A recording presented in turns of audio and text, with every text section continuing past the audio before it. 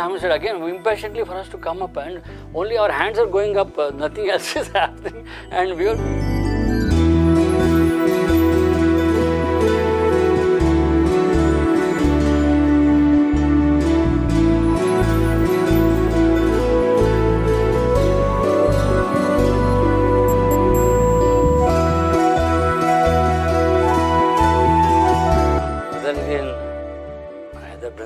or Parthi, whatever it is, wherever you try and come for darshan, or in a boys used to stay in the old hostel here.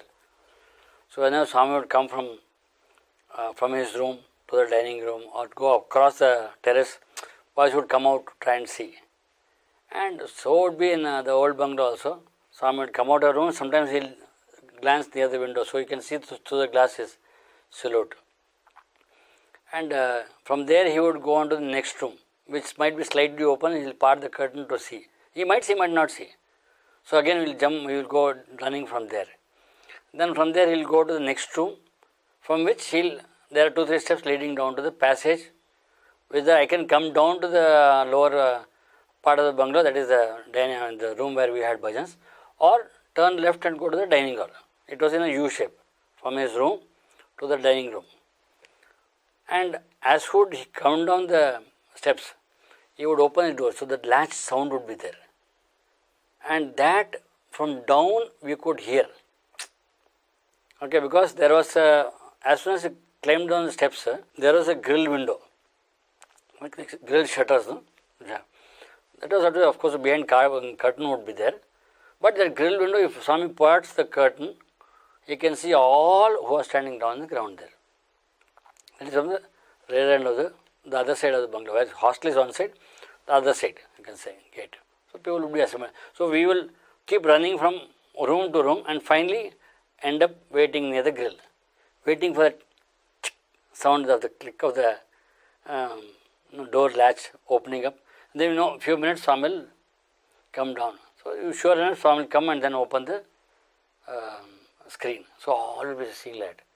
And the beauty was from the hostel, it was one straight road to this place of darshan.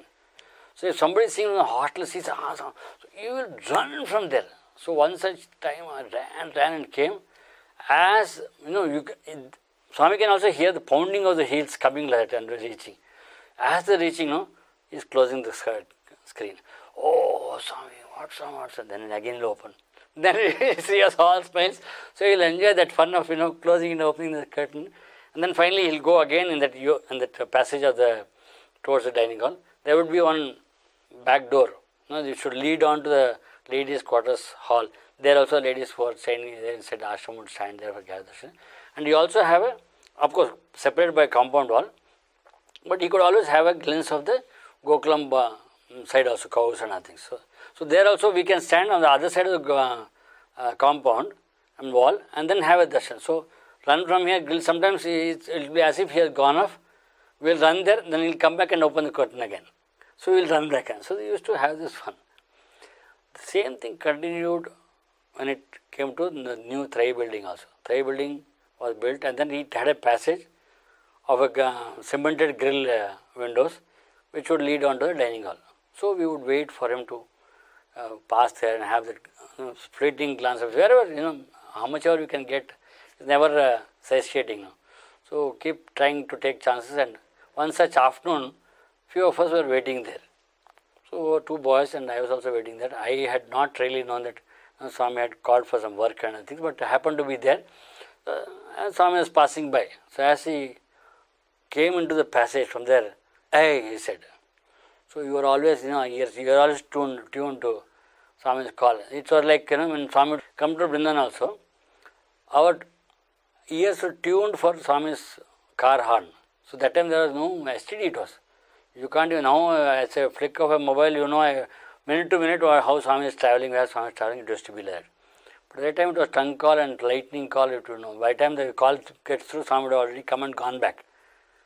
But beauty of it was, Mr. Radhakrishna used to drive the Swami's car. Just before coming into the Vrindavan gate, he would give a horn. That horn will create pellmen, whether we are having breakfast or lunch or dinner. plates will go flying, somebody will say, Swami, and then everyone, fellows who are joining first year will not know what's happening. No, you just run, that's all. By within few seconds, entire 350 fellows will be outside the hostel gate, and then will be lined up for Swami to come. So the thing is that ears are tuned to hear to car sound or Sai Gita's shout indicating that Swami is going to come. Same way when Swami said, hey, you knew Swami's voice? Randi, Swami called. So they ran, so I also ran along inside. From the back door, we went inside and reached the Trai hall. Now Swami is standing on top of those who have known the Trai hall, top there's a parapet and Swami has got lotus petals. Swami keeps his hand and stands there. It's a round setting where in the first floor Swami's room is there. From there Swami can look into the hall which is open. So we all of us, three of us stood there down, and Swami looked at us and then he was waiting for us. So he said, as soon as we reached there, Swami said. Now, on the moment he didn't say anything else. He said, So we were looking like this, and then we were doing like this. So we stretched our hand like this. Literally, I literally felt that Swami was wanting us to just come up like that. In the literal sense, levitate. So, wondering what Swami said again, impatiently for us to come up, and only our hands are going up, nothing else is happening, and we are feeling, see, we have to satisfy Swami. Swami is calling that, do something and make us go up like that. We are feeling that kind of anxiety, and then Swami, a few minutes looked at us, our desperation that, and then, Em chesedi, purity ledu. Then he hit us like that. And Swami is so vehemently calling us. When he said, then he said, you don't have purity, what to do? Purity is not, purity ledu.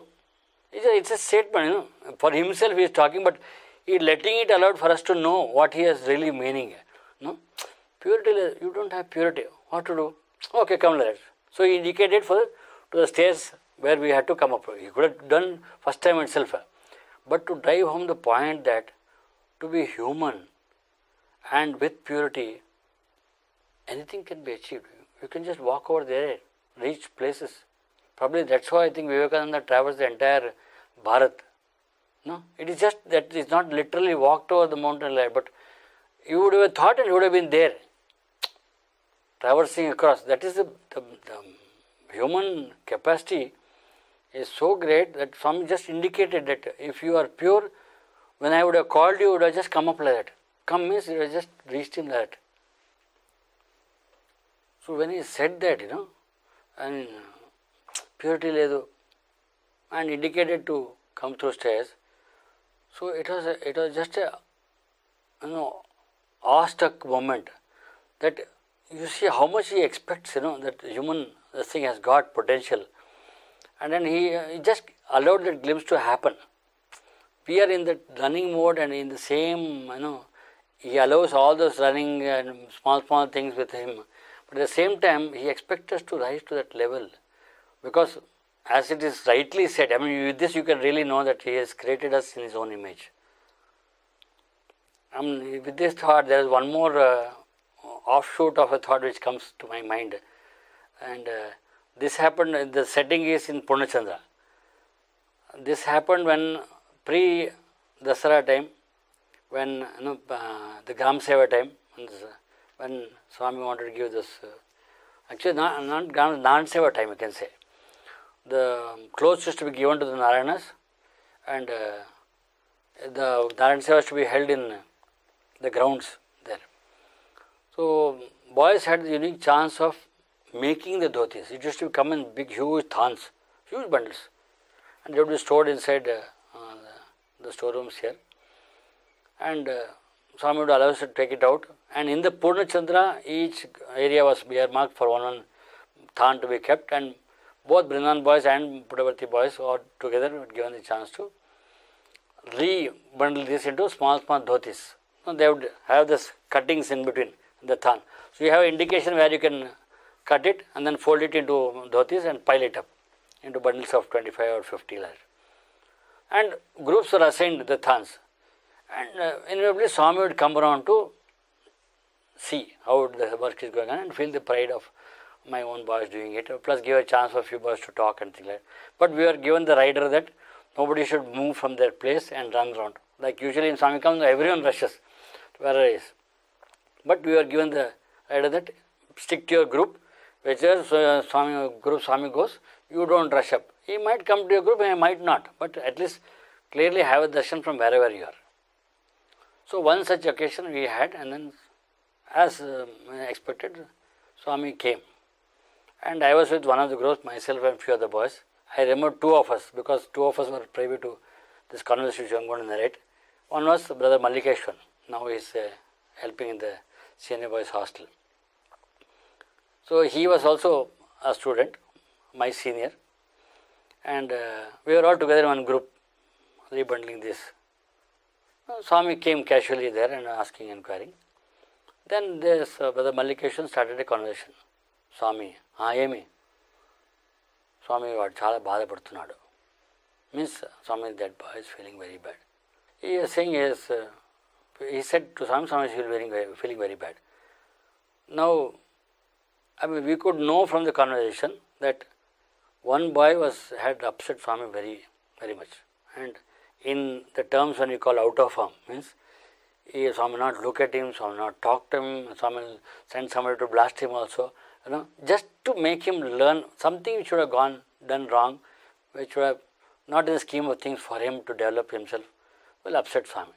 And Swami shows upset not for himself, but for that fellow's development's sake. At that time we will not know, we will be feeling the worst possible situation, because everyone is getting the chance of getting talked to by Swami or listened by Swami or smiled by Swami. You are in the dumps.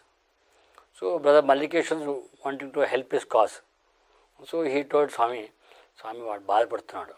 So still, because he had started a conversation and given a chance for Brother Mallikeshwan to, so he still allowed him to talk. Swami, human, Swami, weakness. So it continues, Swami, divine, forgive. Just then Swami turned immediately, humanic weakness, ledura. Again that awestruck situation, when he said, it's a popular adage when you say, to err is human, to forgive is divine. We know the adage, and it has been made like that. But to the ultimate person who has created us in his own image, what is it to be human is what he really brought out in these two things. And in this one he said, to be human is not to have weakness. To be a perfect human being is to be devoid of all these weaknesses and to reflect the image of God. Seeing that, he just walked off from there. For us to really, even now I can feel they go, my hair rising with that situation in Swami, just so that it went off. Till then he was really, very casually talking, but when he uttered that and went, how much is there in the human being to develop himself, to make him really happy.